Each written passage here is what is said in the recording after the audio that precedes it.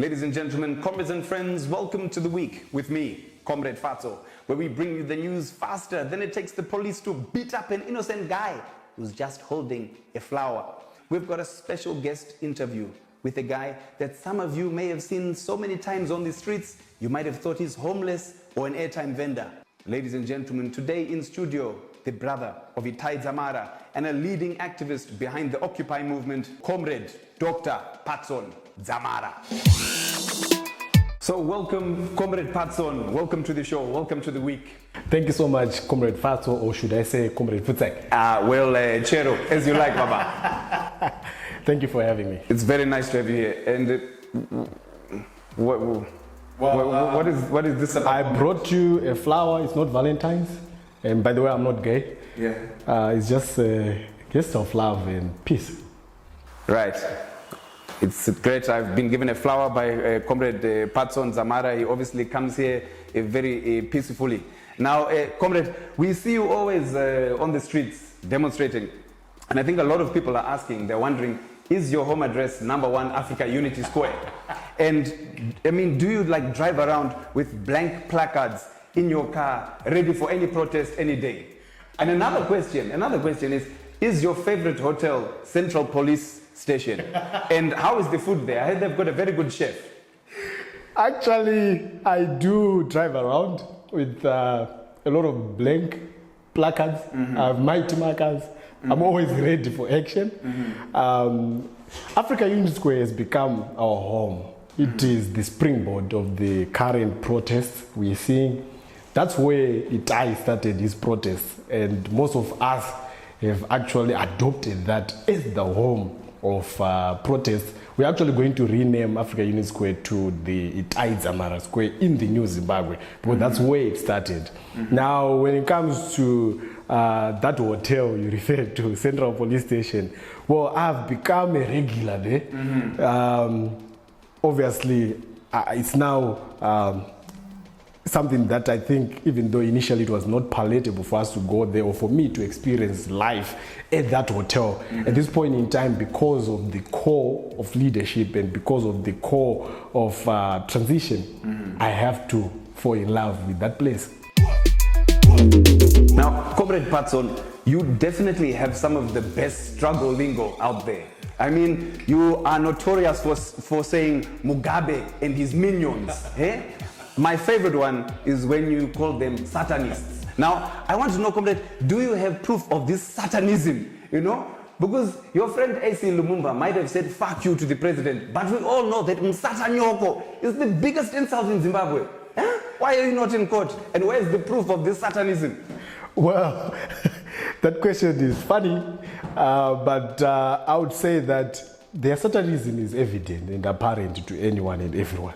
For the past 36 years, they've exposed us to their satanism. Satanism is essentially having to do with being an agent of Satan. And I think Mugabe and his minions certainly are practicing satanism. And as Zimbabweans, we are saying no to that. As Zimbabweans, we have been on the receiving end of their satanism, antics, and activities. We are saying enough of that. We are tired of that. We do not want satanism. Now, we've had a winter of uprisings here in Zimbabwe. We've seen people on the streets out demonstrating yourselves. All the new protest movements are there, you know, Occupy, hashtag this flag, hashtag Tajamuka. We've got another shutdown planned for next week, the 31st of August. But the big question is, what is the end game? What are the protests all aiming to achieve? How are you aiming to bring about democracy and a new government? I think I must state a fact before I get or I delve into any other issue.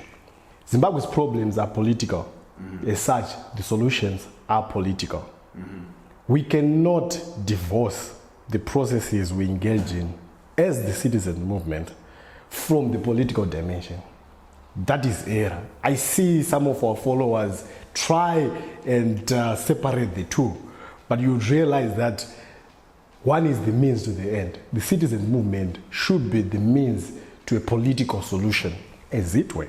We all own the struggle. So it's not about Ivan, it's not about Patson, it's not about whoever. It's about every Zimbabwean at the end of the day. And so yes, the struggle will continue with Ivan or without Ivan, with Patson Dzamara or without Patson Dzamara. The struggle must continue. The question to ask is, why are we in the struggle in the first place? It's because we want or we need to fix Zimbabwe. We want a better Zimbabwe. And so for as long as we do not have that better Zimbabwe, the struggle continues. Now, the most feasible, from our standpoint, the most feasible option has to do with the Grand Opposition Coalition.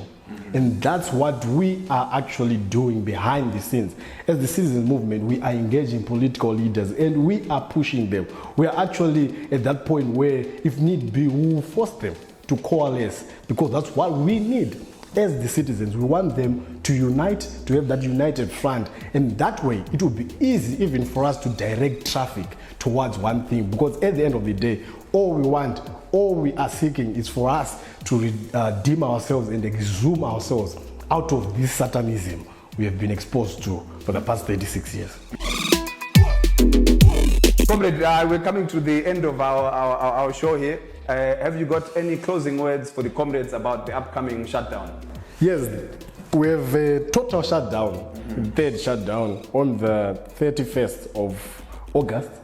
And we are calling upon all citizens, we're calling upon all Zimbabweans from all walks of life to collaborate with us, to plug in. We want this to be a success. The reason why we are shutting down Zimbabwe is because we want to send a clear message to Mr. Mugabe and his minions. We want to send a clear message to them and tell them that things are not fine. And as the citizens, we own this country. This is our country.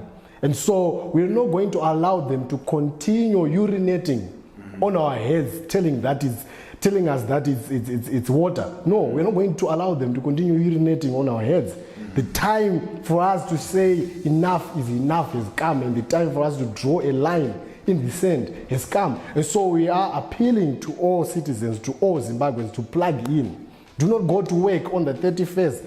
If your children are going to school, please make sure that on the 31st, it's holiday for them. They must stay at home. Everyone must be at home. We want this to be a success, and we want to send a resounding message to Mugabe and his surrogates, to that group of satanists, and tell them that, you know what, guys, enough is enough. You've been urinating on our heads, and now we realize this is urine, this is not water, and enough is enough.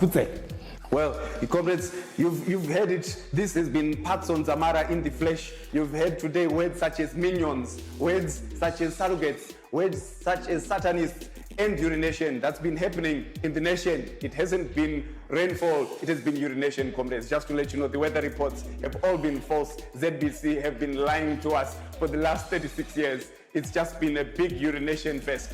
So I'd like to thank Comrade Patson for coming on to the show today. Thank you for joining us. Thank you, and thank you, Zimbabweans. Remember, a new and better Zimbabwe is possible in our lifetime. We shall come face to face with it. Well, ladies and gentlemen, I have been Comrade Fatso. This has been The Week. Thank you, and... Futek.